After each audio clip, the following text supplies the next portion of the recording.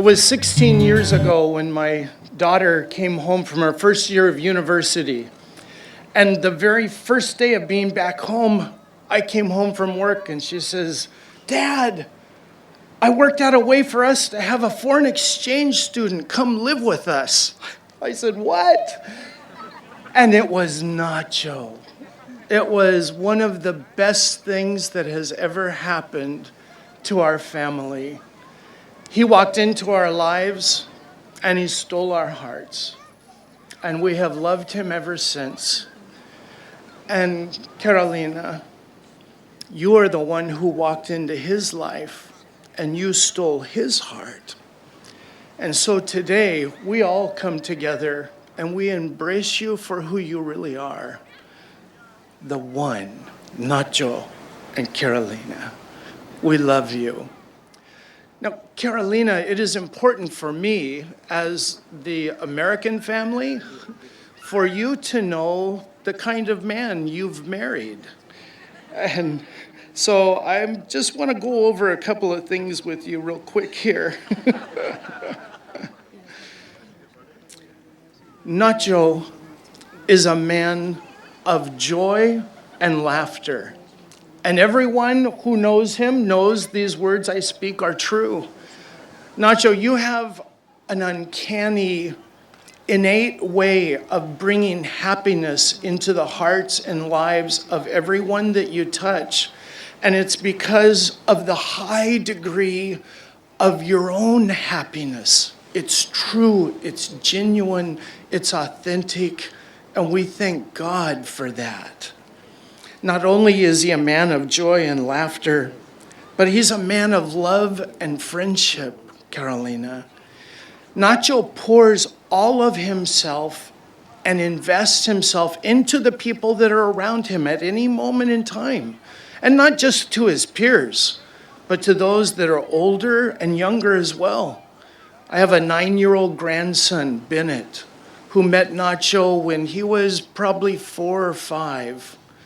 And Nacho made such an impression on Bennett. In fact, when Nacho came back home to Spain, Bennett cried and cried and cried. And then when he found out we were coming halfway around the world to go to your wedding, Bennett told his mother, our daughter, he says, Mommy, I have to go. And she says, "Well, why do you have to go?" He says, "Because Nacho is my best friend."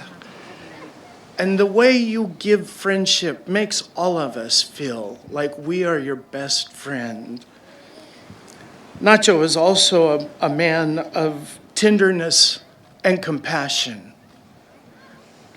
Not long after terrorists attacked our country, they attacked your country.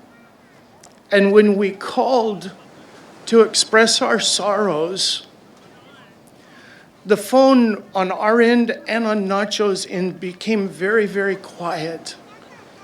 And the only thing that was shared were the sounds of tears as we shared each other's grief.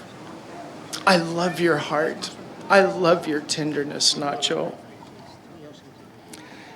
Nacho is also a man of helpfulness and courage.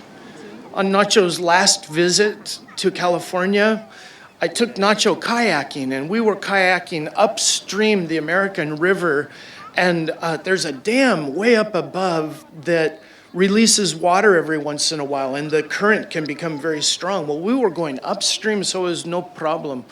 But there was people that were renting a kayak, and they did not know how to kayak. And it was a tandem, a 2 kayak person. And they thought, we need to get to the side, because they were going downstream, and the current was strong, and they couldn't do it. And they both fell off, and the kayak tipped, and the lady was in fear of drowning from the frigid water. And I looked at Nacho, and he looked at me, and we thought, okay, we have to go help these people. And so Nacho, he dove into the frigid waters, and the lady was saved, and the man was saved, and we righted the kayak and got all the water out and set them on top and got them on their way. But Nacho didn't blink about jumping into the frigid water to help those people. because it was the right thing to do. I love your courage and your bravery, Nacho. And finally, I want you to know, Carolina, that Nacho is a man of character and commitment. He is who he shows himself to be. He follows through on what he has promised to do. He is dependable, and you can always count on him. And he has made his lifelong commitment to you, to loving you, to protecting you, to encouraging you, to make you smile, to make you laugh. And he will follow through, because this is the man that you have married. And I know that just as he is a man of commitment and character, I know also that you are a woman of character and commitment. And so because the two of you are who you are, I would like to charge you with a few things that come right out of the Bible. They come right from God, who both loves you and he loves your marriage. He tells us this: to enjoy your life with your spouse whom you love for each other. You are God's gift, his best gift while you live here on this earth. He says, make sure you discover the beauty of each other.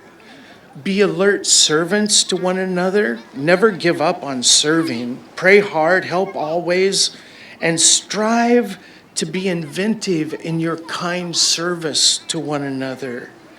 Then he says, learn to live together as husband and wife by honoring one another. And finally, I would tell you, put God first in everything that you do, and then love each other and all the people that God brings into your life as you love yourselves. And as you do this, you will find yourself blessed from God above. Jesus bless you, my good friend, you precious daughter now. I love you both. And also very grateful for you and excited about your life together.